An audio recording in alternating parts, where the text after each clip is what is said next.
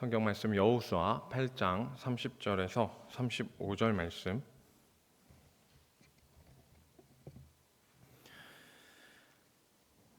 제가 한 절, 여러분이 한 절 읽도록 하겠습니다. 여호수아 8장 30절부터 35절입니다. 그때 여호수아가 이스라엘의 하나님 여호와를 위하여 에발산에 한 제단을 쌓았으니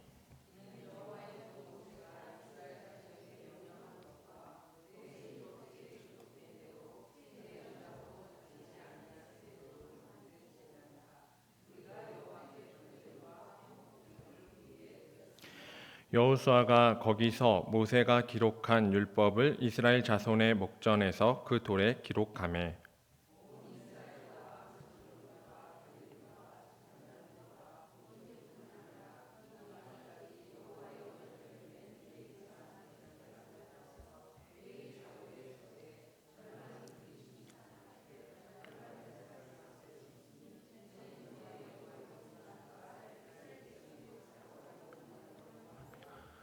그 후에 여호수아가 율법책에 기록된 모든 것대로 축복과 저주하는 율법의 모든 말씀을 낭독하였으니 여호수아가 이스라엘 온 회중과 여자들과 아이와 그들 중에 동행하는 거류민들 앞에서 낭독하지 아니한 말이 하나도 없었더라. 아멘. 네, 감사합니다. 다음 주 금요일, 그러니까 한 주 남았습니다. 다음 주 금요일과 토요일은 여름 수련회 주일학교 연합으로 드리게 됩니다. 저희 어린 아이부터 중고등부 친구들까지 위해서 계속 기도하며 오늘도 함께 부르짖기를 축복합니다. 오늘 말씀은 여호수아의 내용인데요. 여호수아를 정리하면서 새벽기도 때 한번 새벽기도 들으시는 분들은 또 말씀을 같이 읽으신 분들은 아실 텐데, 근데 이 말씀을 보면서 우리 사실은 주일학교 이 중고등부 교사뿐만 아니라 이 교사들과도 나누고 싶었고, 그리고 여름 수련회를 앞두고 이러한 내용을 가지고 같이 주님께 또 기도했으면 좋겠다는 생각을 그 새벽기도 하면서 좀 느꼈었어요. 그래서 그 중에서 하나를 정리해서 좀 말씀을 다시 되짚고자 복습하는 마음으로 좀 나눴으면 합니다.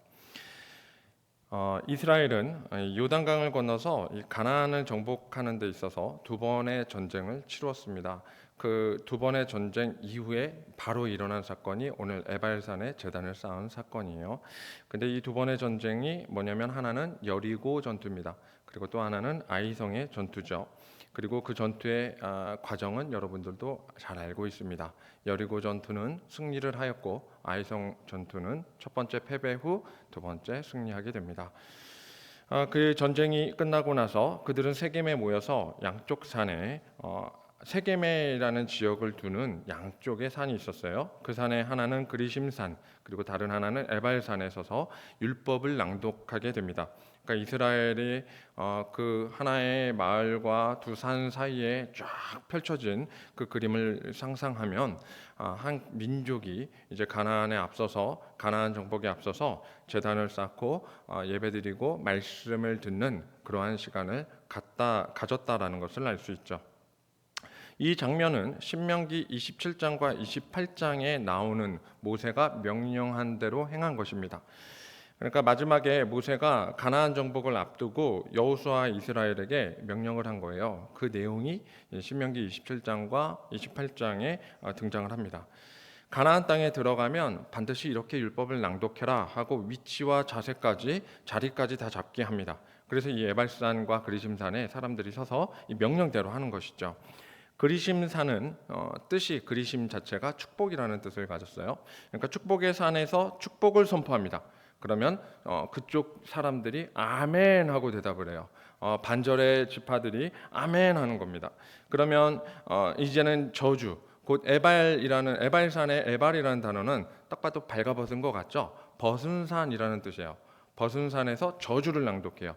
그러면 그 수치, 그 저주된 내용들의 이야기를 듣게 됩니다. 산에서 불순종했을 때 저주가 임한다라고 선포를 하면 마찬가지로 그쪽에 있는 반절의 지파들이 모두 아멘 하고 화답을 하는 거예요. 그 장면을 그대로 재현한 것이 오늘의 사건입니다. 34절과 35절이에요.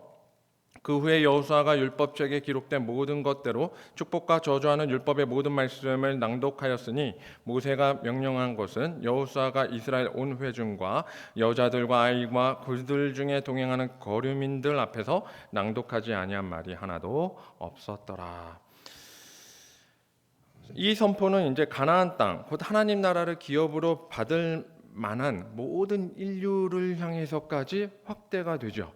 그러니까 거류민 중에 들어갈 자 중에 하나님 나라를 들어가서 살려면 이 사람들은 이 율법의 낭독에 모두 아멘 해야 되는 거예요. 그러면 오늘날 우리에게 마찬가지죠. 하나님 나라를 기업으로 받는 온 성도가 가져야 할 전제라고도 말할 수 있다는 것입니다. 이게 여호수아 때 보여지는 하나의 모형이에요.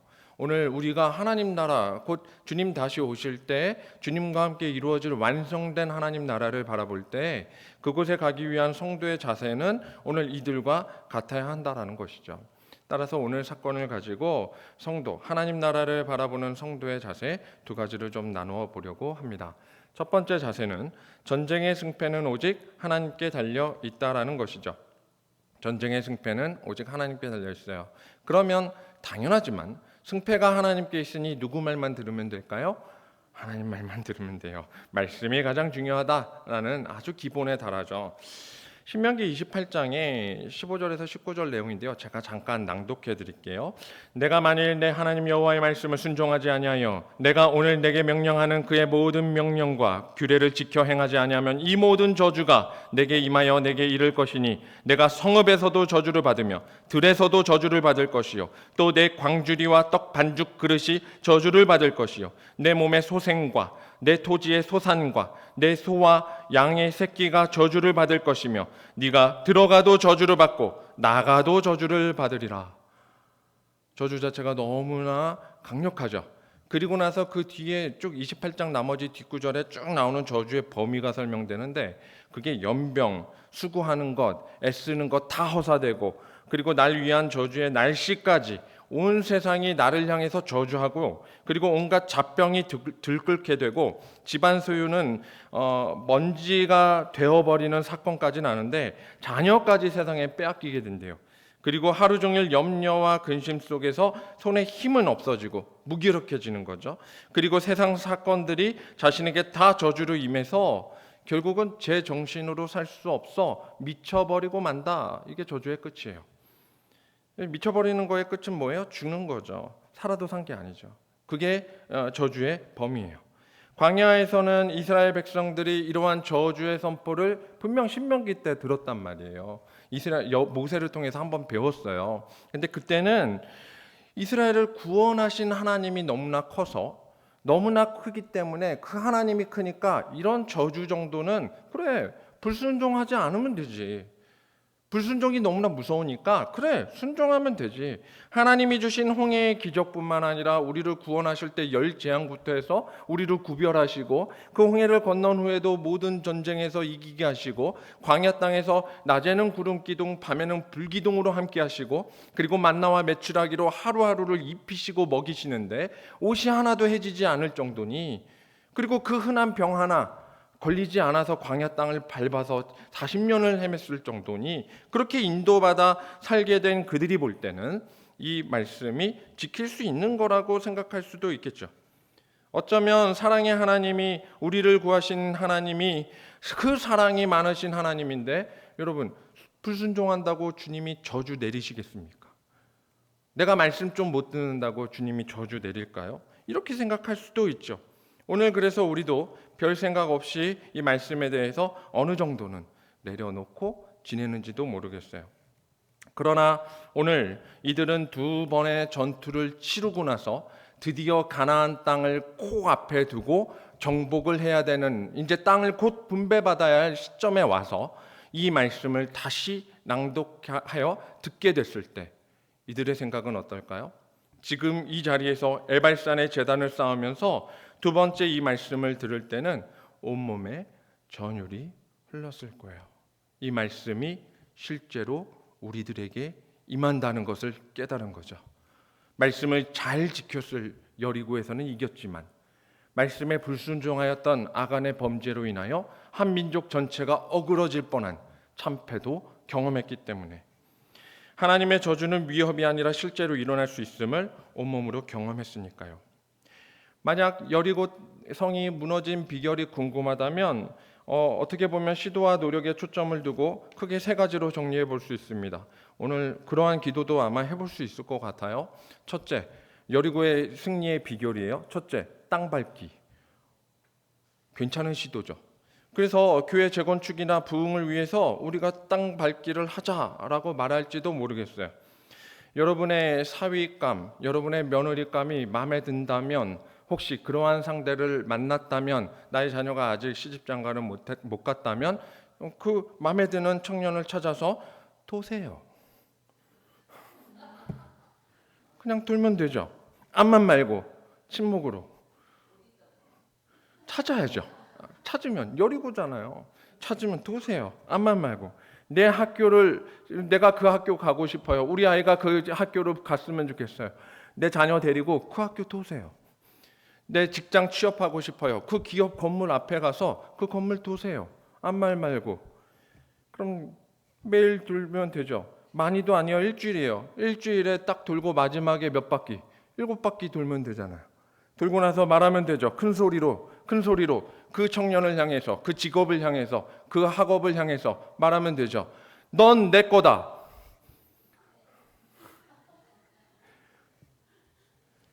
내 것이 되는 줄로 믿습니까? 그렇게 기도하고 선포하며. 이게 첫 번째, 땅 밟기. 두 번째, 시점의 문제죠. 언제 이것을 돌았느냐? 새벽에 했을 것이다. 실제로 이 추정상 이들은 아침 일찍 일어나서 전쟁의 도구를 챙겨서 전쟁을 할 수 있도록 나가서 새벽을 깨워 돌았으니까. 그래서 아침 나절 돌고 들어왔어요. 시점상 그래요. 그러니까 우리도 7번 전심으로 새벽을 깨우면, 그리고 마지막 주일에 마지막 이루어질지어다 주일 예배를 드리고 목사님 축도가 딱 임할 때, 그때 여러분도 외치는 거예요. 이루어질지어다 하면 이제 무너지는 거죠. 날 막았던 여리고가 무너질 거라는 시점. 마지막 진짜 중요한 게 있어요. 여기서는 포인트죠. 함성. 마지막 날 함성이 크니까, 그 함성이 중요하니까 뭐 해야 되죠? 우리는 통성기도 해야 됩니다. 통성기도 외쳐야죠. 파김치가 될 때까지 기둥뿌리 하나쯤은 뽑아야죠. 왜 한국 교회가 안 됩니까? 저 삼각산에 나무 뿌리가 아직도 남아 있어서요. 나무를 다 뿌리 뽑아버려야 돼요. 기도해가지고. 그렇죠? 그 정도는 해야 되는데 그거 못 해가지고 어때요? 그럴듯하지 않습니까? 여리고 사건은 이런 흔한 비결을 가르쳐주는 사건이라고 말하지 않습니다. 우리는 이것을 비결이라고 말하면 어쩔 수 없는데, 그렇다고 그걸 무시하는 것도 아니에요. 필요합니다. 그러나 그것을 가르쳐준 사건이 아니에요. 그리고 하나님 나라를 갈 비법을 전수하는 자리로서 여리고 전쟁을 치르게 한 것도 아닙니다. 능력을 보여주시는 것이 하나님의 이유다라고 한다면, 자 봐라, 하나님께서 이렇게 능력이 크시다라는 거 보여주려면 하나님은 굳이 돌라고 하실 필요도 없습니다. 단순한 노동을 시키실 일도 없어요. 그냥 관람석에 일렬로 쫙 세워놓고, 그리고 카운트다운, 자 지금부터 로켓이 발사한다, 자 10분을 세라 딱 하고 10, 9, 8, 7, 6 제로 딱 하면 와르르 무너지는 거 보여주면, 우와 하나님의 능력이다. 하나님 그렇게 보여주셔도 되죠. 능력이라면, 능력을 보여주시는 데 초점이 있다면. 세상 환경이 내 상식과 배경을 넘어서는 것 같은 그런 말도 안 되고 터무니없는 요구 같지만, 하나님께서는 정말 말도 안 되게 여리고를 정복하는데 돌라고 해요. 사실 상식적이지 않죠. 정말 상식적이지 않죠. 여러분도 아시잖아요. 그 청년 백날 7바퀴 돌고 13바퀴 돈다고 그 청년이 내 사위가 되거나 며느리가 될 리는 없다는 거 알잖아요. 그리고 그 건물이 내 거가 될 거라는 거 아니잖아요. 안단 말이에요. 말도 안 되는 터무니없는 요구 같지만 우리는 한 가지 깨닫죠. 여호와의 말씀을 따르면 반드시 뭐 한다고요? 승리한다고요. 승리한다고요. 이것이 순종의 가르침입니다. 여리고 전쟁은 딱 하나 가르쳤어요. 순종이에요. 아이성의 패배는 뭘까요? 불순종의 결과입니다. 순종과 불순종. 그러니 가나안 전쟁의 여부는 오직 하나, 말씀대로 지어진 세상에서 창조주이신 하나님의 말씀에 순종하는가. 하나님 나라 들어가려면 우리에게 필요한 요구는 딱 하나예요. 순종하는가. 새벽을 깨우는 이유, 말씀에 순종하기 위해서입니다. 금요기도에 통성으로 부르짖는 이유, 바로 말씀대로 사는 삶을 순종함으로 주님께 우리 삶을 맡겨드리기 위함입니다. 주님의 말씀을 따르는 자리 되시기를 축복합니다. 그리고 주님 전을 사모하며 말씀을 따르는 동산교회가 되기를 또한 축복합니다. 첫 번째예요. 두 번째, 삶의 우선순위를 예배의 자리로 세우셔야 합니다. 삶의 우선순위를 예배의 자리로 세우셔야 돼요. 가나안 땅을 정복하는 전쟁에서 이제 그 다음에 어떤 일을 해야 하냐면 남부와의 전쟁을 먼저 치르고 그 뭐 본인들이 치르려고 순서를 잡은 게 아니고 남부 연합군이 먼저 형성이 돼서 그래서 그냥 딱 묵질러 버려요. 그렇게 하고 나서 북부와의 전쟁을 치릅니다. 북부들이 또 놀래가지고 또 연합해가지고 또 싸우죠. 그래서 두 번의 큰 전쟁으로 나머지 이제 잔당 처리하는 딱 그렇게 하고 땅 분배하는 진행이 됩니다.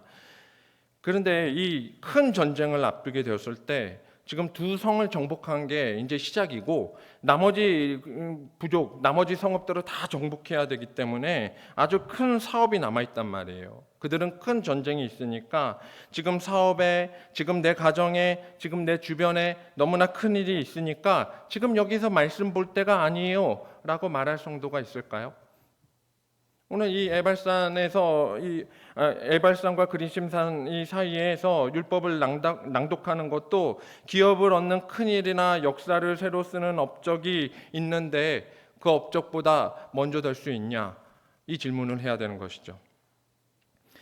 기업을 얻는 큰 일과 역사를 새로 쓰는 업적 앞에 나의 예배는 어느 자리에 위치하고 있는지, 주님께 예배드림이 그것보다 우선되고 있는지 우리 삶의 노선을 정확하게 잡아야 합니다.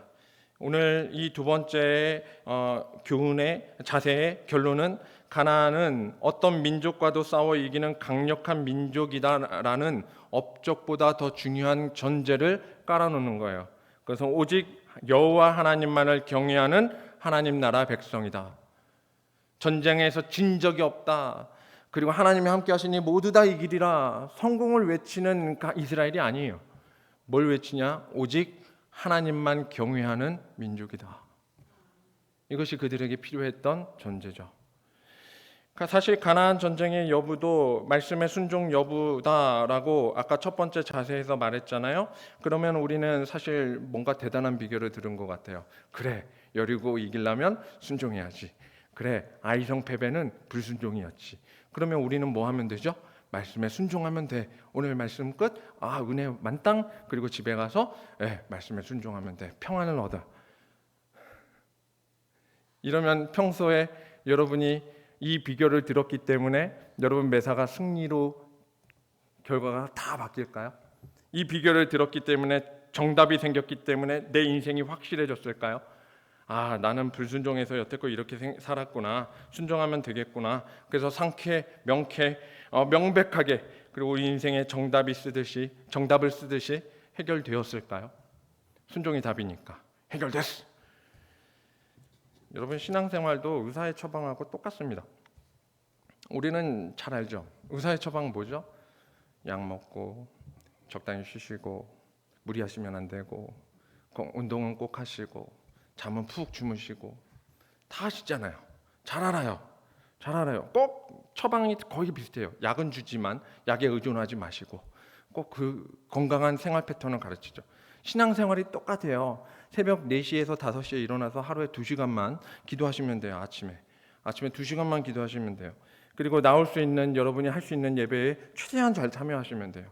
그리고 말씀 묵상을 잘 하시면 돼요. 찬송을 들으시고 가급적 드라마, 예능, 동영상은 좀 끊으시면 돼요.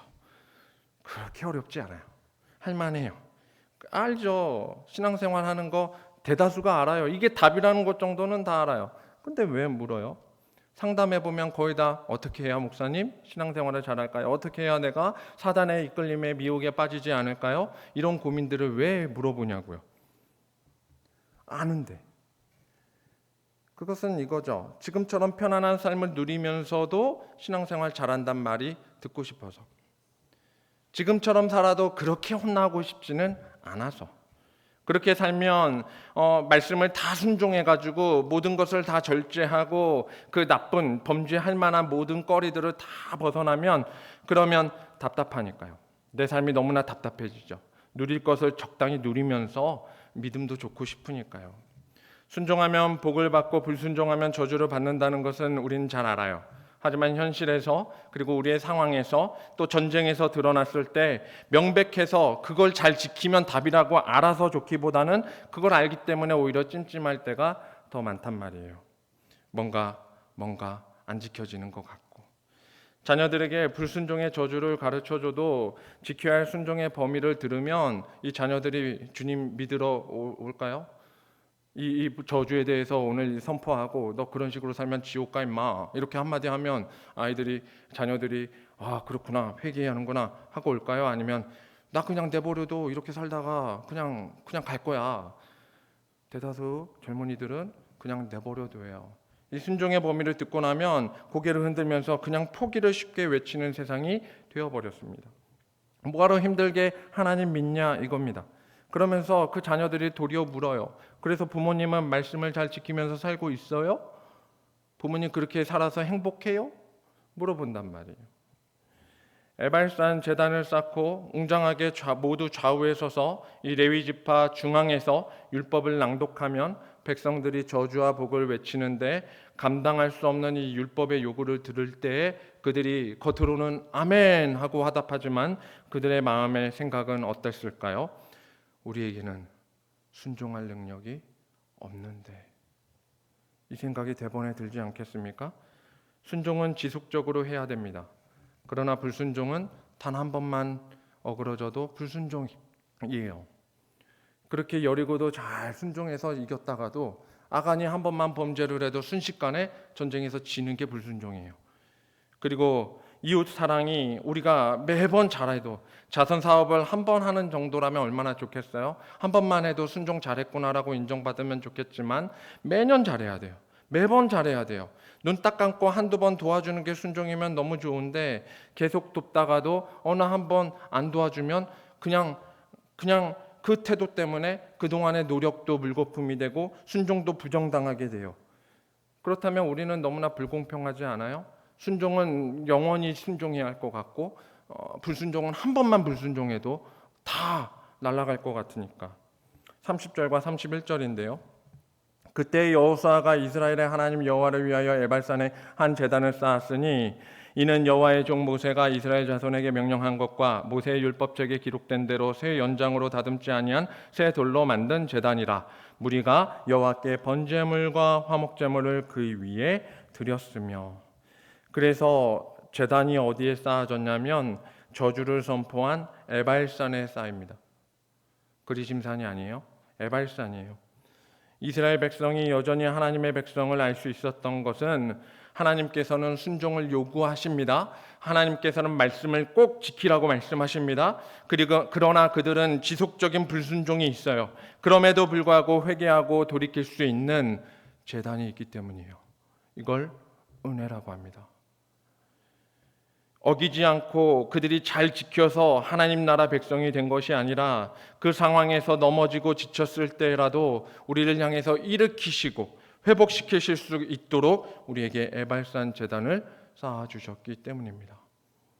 사랑하는 성도 여러분, 우리가 하나님의 자녀가 될 수 있었던 것은 우리의 어떠한 믿음이나 순종이 커서가 아니라 하나님이 우리를 용서하셨기 때문입니다. 하나님은 에발산 영원한 희생 제물이 되어 주셨습니다. 하나님 나라와 그의 의를 소망하면서 살아갈 수 있도록 만들어진 최고의 체제죠. 그것이 오늘 주님을 예배드리는 교회입니다. 하나님 나라와 그의 의를 소망하면서 영원히 나갈 수 있도록 여전히 하나님께서는 선행과 열심을 요구하실 거예요. 그러나 그것을 가능하게 만드는 일은 우리의 놀라운 의지와 놀라운 훈련 때문이 아니라 우리를 용서하시고 힘주시는 하나님의 은혜 때문입니다. 실패한 자리가 아니라 일어나서 실패한 자리로 끝내는 것이 아니라 여전히 실패한 것 같지만 일어나서 은혜로 살아갈 수 있도록 붙잡으실 거라는 말씀이십니다. 말씀입니다. 적당히 살라거나 아무런 태도 변화가 없어도 괜찮다는 얘기가 아니에요. 은혜를 믿고 방종하거나 맘대로 살라는 얘기가 아닙니다. 말씀을 지키려고 애쓰다가도 넘어질 거예요. 그러나 그 은혜는 여전히 넘어져도 그 삶을 살아가도록 인도하시기 때문에 오늘 너의 넘어짐이 여기서 끝이 아니라 포기하지 않고 순종함으로 계속 나아갈 수 있도록 내가 너를 위해 십자가 질 거야. 가르쳐 주는 거예요. 예수님께서 이 땅에 오셔서 처음 설교하시던 날이 마태복음 5장에서 7장 산상수훈이죠. 산상수훈에서 첫 말이 그거예요. 옛사람에게 말한 바 팔복 말씀하시고 그 다음에 한 게 십계명의 재해석이거든요.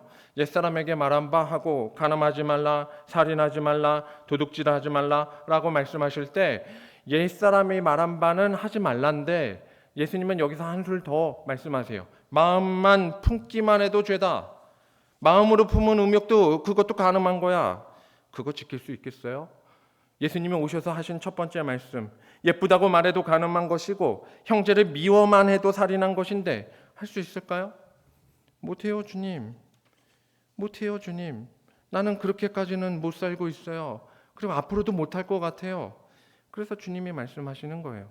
그래서 내가 널 위해서 길 열었잖아.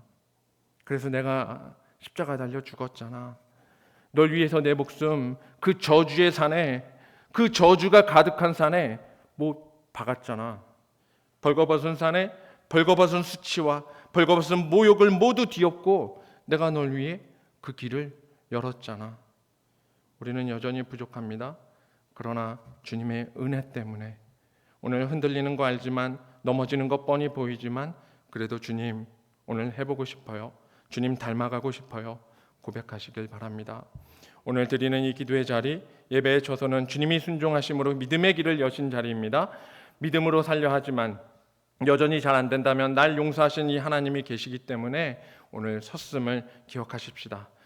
제가 여름 사역을 위해서 준비하면서 이 믿음으로, 의로, 순종함을 보여줄 수 있어야 되는데 그러한 선배들을 찾기가 참 어렵다는 걸 알았어요. 그들에게 좋은 모델을 보여주고 소개해주면 참 좋겠는데 그게 되게 어렵다는 것을 알았어요. 그래서 청년들이나 뿐만 아니라 이 어린 친구들한테 무엇을 가르쳐야 할지 되게 막막합니다. 잘 모르고 또 세상이 혼란 가운데 있으니 그냥 친구들 보고 예수님 잘 믿어라, 예수님을 믿는다고 고백해라, 어쩌면 가볍게 말하는지도 모르겠고 그리고 그들이 그것을 얼만큼 듣는지도 모르겠어요. 작년 겨울이죠. 제가 중고등부 수련회 가서 진짜 오랜만에 해봤어요. 저희 교회에서는 처음이지만 저도 오랜만이에요. 원래 자주 하긴 했지만 무릎 꿇고 1시간 기도시켰어요. 1시간쯤이야 다 이런 표정이시긴 한데 알아요 그 정도. 근데 이 학생들이 집에 가서 부모님한테 뭐라고 보고했냐면 나 1시간 동안 벌 받았어 라고 얘기를 했어요. 얼차려 받았대요. 보고야 그럴 수 있지만 와가지고 부모님이 하는 얘기가 부모님이 놀랐다는 게 제가 더 놀랐습니다. 부모님이 놀랐다는 게 제가 더 놀란 일이에요. 정말 놀랍지 않습니까? 어떻게 해야 돼요? 다시는 안 해야지. 어떻게 해야 돼요? 정말 마음이 막 버겁더라고요.